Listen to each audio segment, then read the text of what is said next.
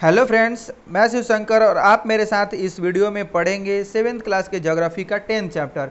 ठीक है, तो 10वें अध्याय में हम लोग अध्ययन करेंगे रेगिस्तान में जीवन। ठीक है, रेगिस्तान में जीवन किस प्रकार से होता है, वहाँ पे क्या क्या पाए जाते हैं, कौन कौन सी वनस्पति पाई जाती है।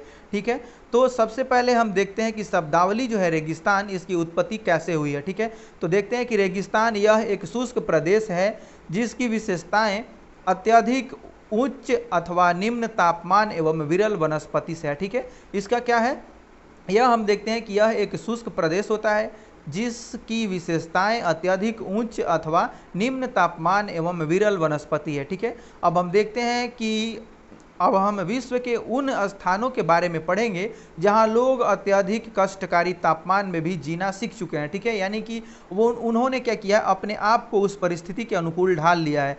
अब हम देखते हैं कि इनमें कुछ स्थान आग की तरह गर्म है तो कुछ बर्फ की तरह ठंडे हैं। ठीक है, ये विश्व के रेगिस्तानी क्षेत्र हैं। इन क्षेत्रों में कम वर्षा, विरल वनस्पति एवं चरम तापमान यानी कि बहुत ज़्यादा तापमान होते हैं। तापमान के आधार पर रेगिस्तान गर्म या ठंडे हो सकते हैं। ठीक है, रेगिस्तान कैसे हो सकते हैं, गर्म या ठंडे दोनों हो सकते हैं। ठीक है, अब हम देखते हैं कि इन स्थानों में जहां कहीं भी थोड़ा बहुत जल उपलब्ध होता है, लोग वहां कृषि करने के लिए बस जाते हैं। ठीक है, लोग वहां पे क्या करते हैं, रहने लगते हैं। अब हम देखते हैं कि गर्म रेगिस्तान सहारा, गर्म रेगिस्तान जो सहारा है उसके बारे में हम पढ़ते हैं। विश्व एवं अफ्रीका महाद्वीप के मानचित्र को देखिए। ठीक है, आपको यह सलाह सजेशन दी जाती है कि आप विश्व के और अफ्रीका महाद्वीप का जो मानचित्र है उसको देखिए। अब उत्तरी अफ्रीका के बड़े भूभाग पर फैले सहारा के रेगिस्तान का पता लगाइए। यह विश्व का सबसे बड़ा रेगिस्तान है। ठीक है, यानी कि सहारा जिसके बारे में हम पढ़ रहे हैं वह क्या है, गर्म रेगिस्तान है और यह विश्व का सबसे बड़ा रेगिस्तान है। ठीक है, यह लगभग 8.54 लाख वर्ग किलोमीटर के क्षेत्र में फैला हुआ है। ठीक है, यानी कि हम यह समझ सकते हैं कि कितना विशाल होगा, 8.54 लाख वर्ग किलोमीटर। क्या आपको याद है, मतलब आपको पता है कि भारत का क्षेत्रफल कितना है। ठीक है, यानी कि हम जानते हैं कि भारत का क्षेत्रफल कितना है, तो 32,87,263 वर्ग किलोमीटर है। ठीक है, तो अब हम यह देखते हैं कि सहारा रेगिस्तान, या आप इससे अनुमान लगा सकते हैं कि भारत का कितना हिस्सा जो है वह रेगिस्तान यानी कि सहारा जो है वह कवर किए हुए है, कवर कर लेगा। ठीक है, अब सहारा रेगिस्तान 11 देशों से घिरा हुआ है। हम जानते हैं कि सहारा रेगिस्तान किससे घिरा हुआ, कितने देशों से, तो यह 11 देशों से घिरा हुआ है। अब इसमें है अल्जीरिया, चाड, मिस्र, लीबिया, माली, मैरितानिया, मोरक्को, नाइजर, सूडान, ट्यूनीसिया एवं पश्चिमी सहारा। ठीक है, इस प्रकार से ये घेरे हुए हैं। अब हम देखते हैं कि सबसे पहले आपको ये समझना होगा कि ये जो 11 देश से घिरा हुआ है, उस 11 देशों के कुछ हिस्से भी क्या होते हैं कि इस रेगिस्तानी क्षेत्र के होते हैं। ठीक है, इसके ही पार्ट होते हैं। अब रेगिस्तान के बारे में सोचते समय हमारे मस्तिष्क में क्या आता है, तो आता है कि वहाँ बालू होगा, कंकर पत्थर ऐसे ही होगा, परंतु सहारा मरुस्थल बालू के विशाल परतों से ढका हुआ ही नहीं, वरन यहाँ पे क्या है, बंजरी के मैदान। ठीक है, यानी कि बजरी गिट्टी जो होते हैं, आप छाई जो होते हैं, उनके मैदान और नग्न चट्टानी सतह वाले उत्थित पठार भी पाए जाते हैं वहाँ पे। ठीक है, यानी कि उठे हुए पठार भी वहाँ पाए जाते हैं। रेगिस्तान यानी कि सहारा का जो क्षेत्र है, कुछ यह दिखाया गया है कि सिर्फ बालू नहीं है, मतलब इस तरह का बालू ही सिर्फ नहीं है, आप इस तरह के क्या होंगे, कुछ उठे हुए पठारों को भी वहाँ पर देखेंगे। ठीक है, यानी कि कुछ चट्टानें भी हैं जो उठी हुई आपको दिखाई देंगी।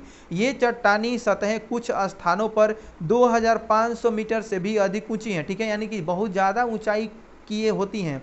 अब हम देखते हैं कि ये आप सहारा मरुस्थल जो ग्रीन जैसा दिखाया गया है, इसको आप समझ सकते हैं कि कहाँ कहाँ है। ठीक है, आप इसको देख सकते हैं कि यह है आप ट्यूनीसिया, सबसे पहले देखते हैं ऊपर में ट्यूनीसिया है, मोरक्को, फिर पश्चिमी सहारा, मैरितानिया, माली, नाइजर, चाड, सूडान और फिर इरिट्रिया, इधर ये सभी क्षेत्र हैं, और सोमालिया गणराज्य के ये सभी क्षेत्र क्या हैं, इससे घिरे हुए हैं। फिर अब हम देखते हैं कि ये हिंद महासागर, अटलांटिक महासागर, और इधर फिर अटलांटिक से ही और एशिया से ये भाग इसका लगता है लाल सागर होता हुआ भूमध्य सागर, आप इसको समझ सकते हैं इस मैप को देख के।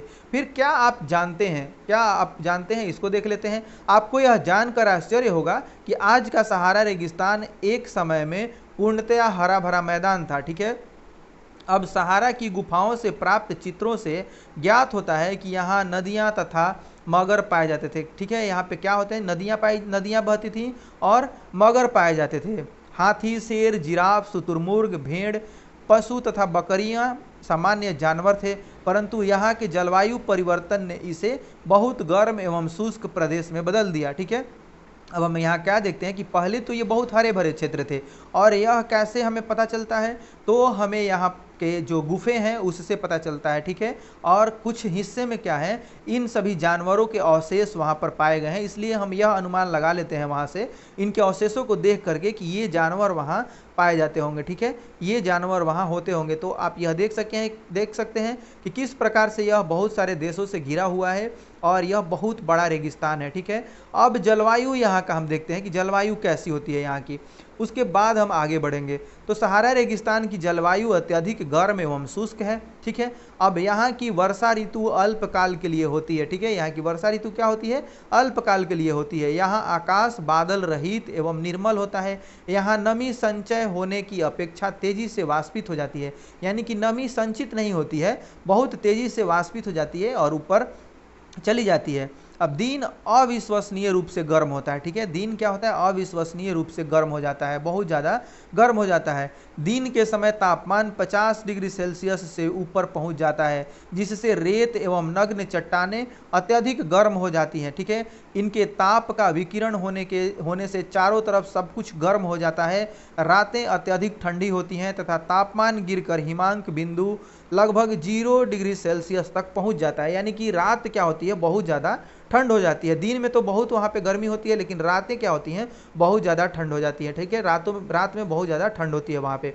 अब हम देखते हैं, क्या आप जानते हैं, सहारा के अल अजीजिया क्षेत्र में, जो त्रिपोली लीबिया के दक्षिण भाग में स्थित है, यहाँ का सबसे अधिक तापमान 1922 ईस्वी में 57.7 डिग्री सेल्सियस दर्ज किया गया था। आप समझ सकते हैं कि 57.7 डिग्री सेल्सियस, जो कि बहुत ही उच्च तापमान है, यह दर्ज किया गया था 1922 में। ठीक है, अब आगे बढ़ते हैं और यहाँ की वनस्पति जात एवं प्राणी जात को देखते हैं। तो सहारा रेगिस्तान की वनस्पतियों में कैक्टस, खजूर के पेड़ एवं एकेसिया पाए जाते हैं। ठीक है, यहाँ कुछ स्थानों पर मरुद्यान खजूर के पेड़ों से घिरे हरित द्वीप पाए जाते हैं, यानी कि जो हरे भरे थोड़े क्षेत्र हैं वहाँ पे खजूर वगैरह पाए जाते हैं, खजूर उगते हैं। ऊंट, लकड़बग्घा, सियार, लोमड़ी, बिच्छू, सांपों की विभिन्न जातियां एवं छिपकलियां यहाँ के प्रमुख जीव जंतु हैं। ठीक है, यानी कि इस प्रकार के जो जीव जंतु हैं, यानी कि खतरनाक जीव जंतु भी वहाँ पाए जाते हैं।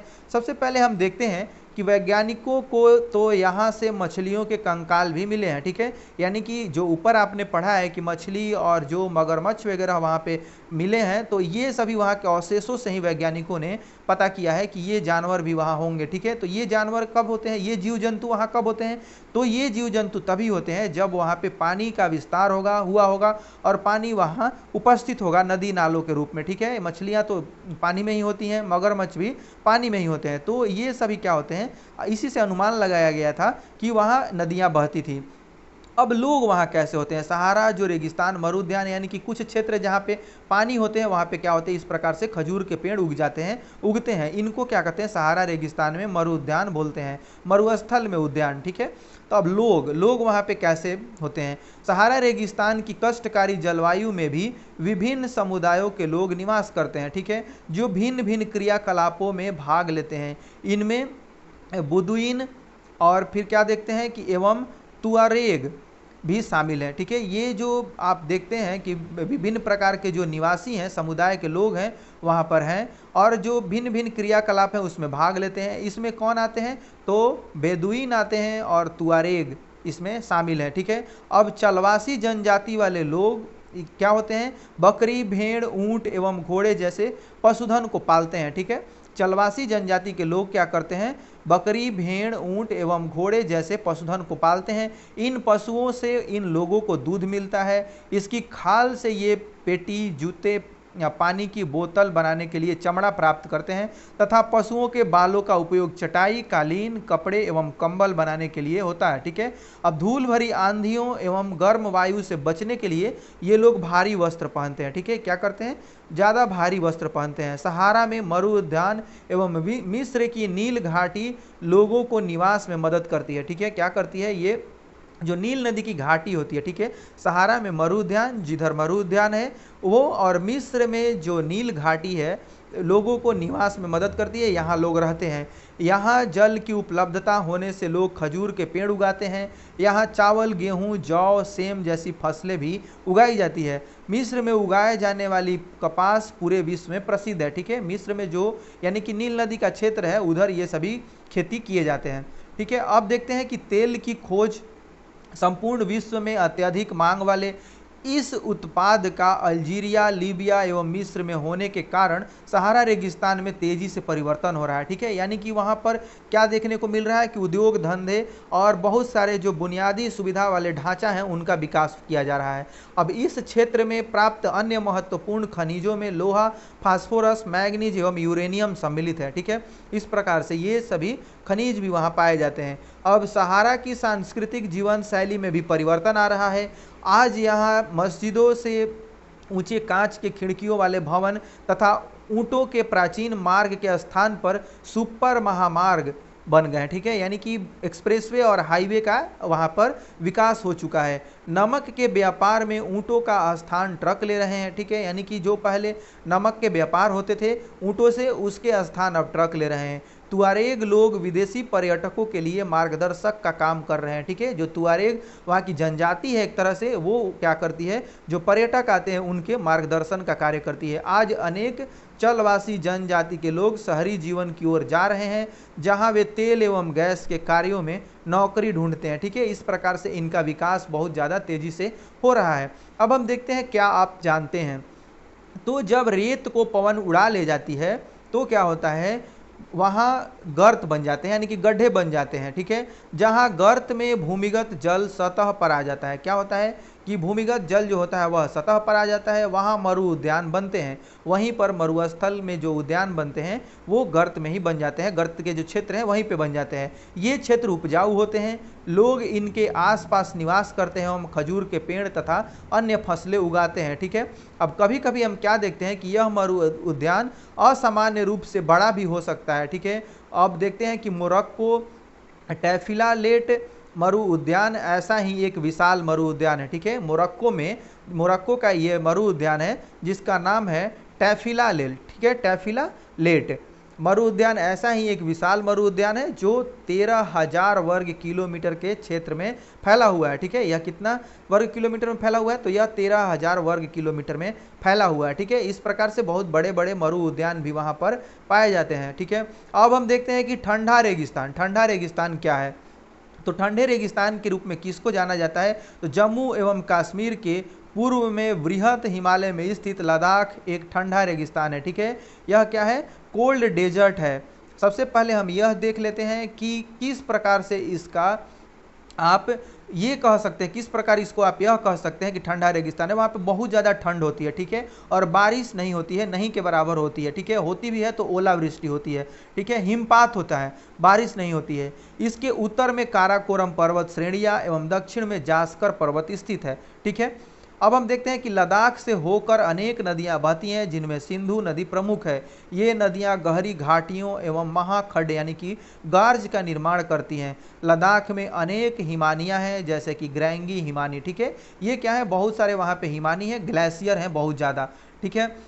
अब हम क्या देखते हैं कि लद्दाख की ऊंचाई कारगिल में लगभग 3,000 मीटर से लेकर काराकोरम में 8,000 मीटर के से भी अधिक पाई जाती है। बहुत ज़्यादा वहाँ पे ऊंचाई भी पाई जाती है, यहाँ पे अधिक ऊंची ऊंची चोटियाँ हैं, ठीक है। अधिक ऊंचाई के कारण यहाँ की जलवायु अत्यधिक शीतल एवं शुष्क होती है। इस ऊंचाई पर जलवायु परत पतली होती है जिसे सूर्य की गर्मी की अत्यधिक तीव्रता महसूस होती है, ठीक है। जलवायु पतली होने के कारण क्या होता है, बहुत ज़्यादा वहाँ पर गर्मी भी महसूस होती है, ठीक है।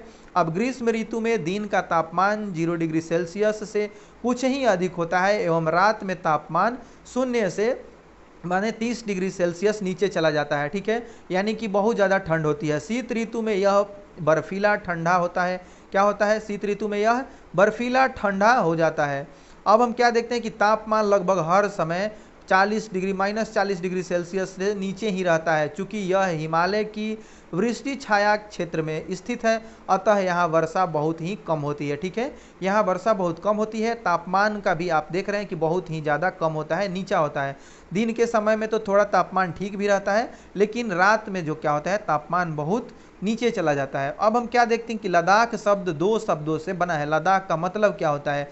ला का अर्थ होता है पर्वतीय दर्रा, ठीक है, तथा दाख का अर्थ होता है देश, यानी कि पर्वतीय दर्रा वाला देश, ठीक है।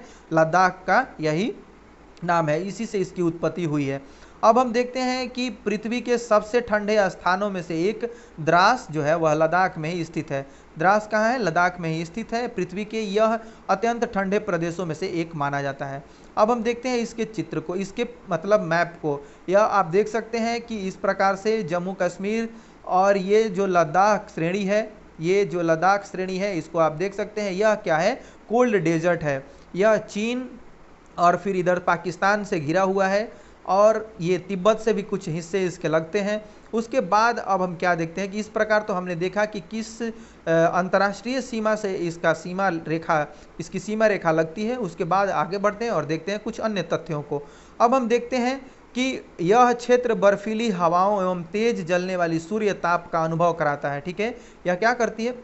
यहाँ पे बहुत ज़्यादा बर्फीली हवाएं बहती हैं और तेज जलने वाली धूप, यानी कि बहुत तेज धूप भी होती है। यह जानकर आपको आश्चर्य होगा कि यदि आप सूर्य की धूप में इस तरह बैठे हों कि आपके पैर छाया में हो तो आप एक साथ एक समय पर ही उष्माघात एवं तुषार उपघात के से ग्रसित हो सकते हैं। यानी कि आपको क्या हो जाएगा? कोल्ड डिजीज और जो भी आप उष्मा यानी कि जो किरणों से जो आघात पहुंचते हैं वो बीमारियां आपको हो सकती हैं, ठीक है। अब क्या आप जानते हैं लद्दाख को खापा चान भी कहते हैं, ठीक है। लद्दाख को क्या कहते हैं? खापा चान। अब हम देखते हैं कि जिसका अर्थ क्या होता है? हिम भूमि, ठीक है। ये स्थानीय भाषा में इसका अर्थ होता है खापा चा, इसको हम बोलते हैं, और इसका अर्थ क्या होता है? हिम भूमि यानी कि बर्फ की भूमि। अब वनस्पति कैसी होती है यहाँ पे? वनस्पति जात एवं प्राणी जात, किस प्रकार से यहाँ की वनस्पति है, कौन कौन से प्राणी यहाँ पे होते हैं। अब हम देखते हैं कि यहाँ उच्च शुष्कता के कारण वनस्पति विरल है, यानी कि बहुत ज़्यादा पेड़ पौधे नहीं हैं।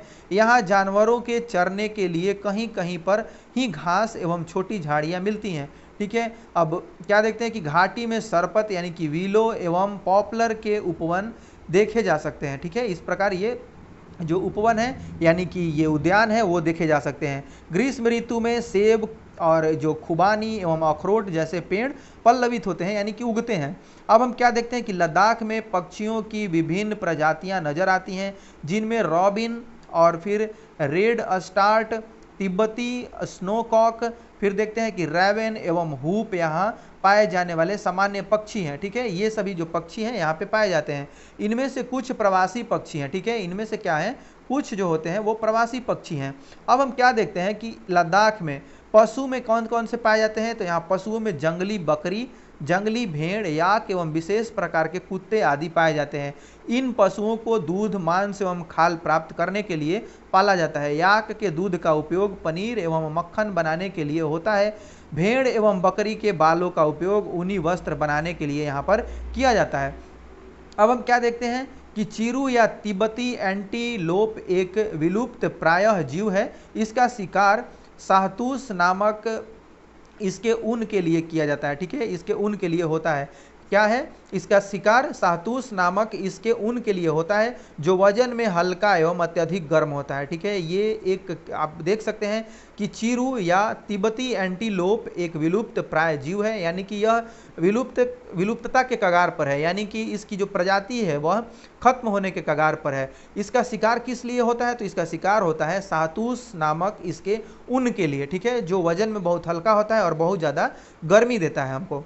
अब हम देखते हैं कि लोग यहाँ पे कैसे हैं, किस प्रकार से। अब क्या देखते हैं कि यहाँ के अधिकांश लोग या तो मुसलमान हैं या बौद्ध हैं। ये धर्म की बात हो रही है। वहाँ पे ज़्यादा क्या है? लोग या तो मुसलमान हैं या बौद्ध हैं। वास्तव में लद्दाख क्षेत्र में अनेक बौद्ध मठ अपने परंपरागत गोम्पा के साथ स्थित है, ठीक है। ये गोम्पा, इसको क्या बोलते हैं? आप चारों तरफ से इसको घूम करके परिक्रमा किया जाता है। फिर क्या हम देखते हैं कि कुछ प्रसिद्ध मठ हैं। ये इसमें मठ जो प्रसिद्ध हैं वो कौन है? तो हेमिस, थिकसे एवं से एवं लामायुरु, ठीक है। ये सभी क्या हैं? ये बौद्ध मठ हैं। बौद्ध मठ कौन कौन से हैं? हेमिस है, थिकसे है, से एवं कौन सा एक और है? लामायुरु, ठीक है, लामायुरु। अब हम देखते हैं कि ग्रीष्म ऋतु में यहाँ के निवासी जौ, आलू, मटर, सेम एवं सलजम की खेती करते हैं। ठीक है, ये यहाँ पे खेती होती है। अब देखते हैं कि शीत ऋतु में जलवायु इतनी कष्टकारी होती है कि लोग धार्मिक अनुष्ठानों एवं उत्सवों में अपने आप को व्यस्त रखते हैं। ठीक है, यहाँ की जो महिलाएं हैं वो भी बहुत ज़्यादा परिश्रमी होती हैं। वे केवल घर एवं खेतों में ही काम नहीं करती बल्कि छोटे व्यवसाय एवं दुकानें भी संभालती हैं। यदि आप लेह जाएंगे, लद्दाख जाएंगे तो लेह वहाँ की राजधानी है, वहाँ आप जाएंगे तो देखेंगे कि दुकानों में बहुत ज़्यादा महिलाएं वहाँ पर होती हैं। ठीक है, अब हम देखते हैं कि लद्दाख की राजधानी लेह सड़क एवं वायु मार्ग द्वारा भली भांति जुड़ी हुई है। यहाँ पे क्या है, सड़क मार्ग भी है और वायु मार्ग से भी यह जुड़ी हुई है। राष्ट्रीय राजमार्ग संख्या 1A लेह को जोजिला दर्रा होते हुए कश्मीर घाटी से जोड़ता है। ठीक है, ये जो राजमार्ग है यानी कि 1A ये जोड़ता है श्रीनगर से। ठीक है, श्रीनगर से जोड़ता है यानी कि लेह को। अब हम देखते हैं आगे कि किस प्रकार से इसका और ज़्यादा विकास हुआ। अब हम यहाँ देखते हैं कि पर्यटन का यहाँ पे बहुत ज़्यादा विकास हुआ है। ठीक है, पर्यटन यहाँ का मुख्य आपको साधन है, मुख्य यहाँ का आय का स्रोत है। ठीक है, अब यहाँ का मुख्य क्रियाकलाप पर्यटन है। देश विदेश से अनेक पर्यटक क्या करते हैं, यहाँ पर्यटन के लिए आते हैं। गोम्पा दर्शन, घास के मैदानों एवं हिम नदों की सैर एवं उत्सवों तथा अनुष्ठानों को देखना यहाँ के प्रमुख पर्यटक आकर्षण है। ठीक है, ये जो क्या है, प्रमुख पर्यटक आकर्षण है। अब पारंपरिक वेशभूषा में महिलाएं हैं और आप देख सकते हैं कि आधुनिकीकरण के फलस्वरूप यहाँ के जनजीवन में परिवर्तन आ रहा है, लेकिन लद्दाख के लोगों ने शताब्दियों से प्रकृति के साथ समन्वय एवं संतुलन करना सीख लिया है। जल एवं ईंधन जैसे साधनों की कमी के कारण ये आवश्यकता अनुसार एवं मितव्ययिता से ही इनका उपयोग करते हैं और कुछ भी व्यर्थ नहीं करते। ठीक है, इन्होंने क्या किया है, एक सामंजस्य बैठा लिया है। ठीक है, सामंजस्य बैठा करके ये लोग क्या करते हैं, इसका उपयोग करते हैं। अब हम यह देखते हैं कि मनाली लेह राजमार्ग 4 दर्रों से गुजरता है। ठीक है, यह क्या करता है, 4 दर्रों से होकर के गुजरता है, रोहतांगला, बारालाचाला और फिर लुनगा लाचाला और ये जो और एक क्या है, टंगलंगला। ठीक है, ये 4 जो यानी कि दर्रे हैं इनसे होकर के गुजरता है। यह राजमार्ग केवल जुलाई से सितंबर के बीच खुलता है जब बर्फ को मार्ग से हटा दिया जाता है। आप ये जो 4 जो दर्रे हैं इनको याद रखेंगे। यह लेह मनाली राजमार्ग पर पड़ता है। ठीक है, रोहतांगला, बारालाचाला, फिर लुंगलाचाला, उसके बाद टंगलंगला। ठीक है, ये सभी जो 4 दर्रे हैं इसमें पड़ते हैं, इस क्षेत्र में पड़ते हैं। और भी जो कुछ छूट गए हैं उनको हम देख लेते हैं कि किस प्रकार से। और अब आपके सामने यह है थिकसे मठ। ठीक है, तो इस प्रकार से आप लद्दाख की जो सांस्कृतिक विरासत है किस प्रकार से उसने इसको संभाल के रखा है आपने बहुत बढ़िया से देख लिया और समझ लिया होगा। ठीक है, तो अब हम क्या देखते हैं कि किस प्रकार से ये इनकी सांस्कृतिक जो विरासत है उनको संभालते हैं और जो कुछ भी चीज़ें इनके पास है उनको क्या करते हैं, सीमित मात्रा में उपयोग करते हैं और क्या करते हैं, उसको संभाल करके रखते हैं ताकि उनके भविष्य में वो काम आ सके। ठीक है, इस प्रकार से ये चैप्टर पूरा समाप्त हो चुका है। आपने बहुत ही अच्छे से एकाग्रता से इसको सुना है, देखा है और समझा है। फिर आप ये जो चीज़ें देख रहे हैं यानी कि क्या सही है इसमें, क्या गलत है, सहारा अफ्रीका के किस भाग में स्थित है, सहारा किस प्रकार का रेगिस्तान है, लद्दाख रेगिस्तान के अधिकांश निवासी कौन कौन से हैं, रेगिस्तान की विशेषता क्या, इस प्रकार से आप जो कुछ भी प्रश्न हैं उनको आप नोट्स बना करके करने का कोशिश करें। ठीक है, आपने बहुत ही अच्छे से देखा है, समझा है। बहुत बहुत धन्यवाद। मिलते हैं नेक्स्ट वीडियो में। Thanks for watching this video.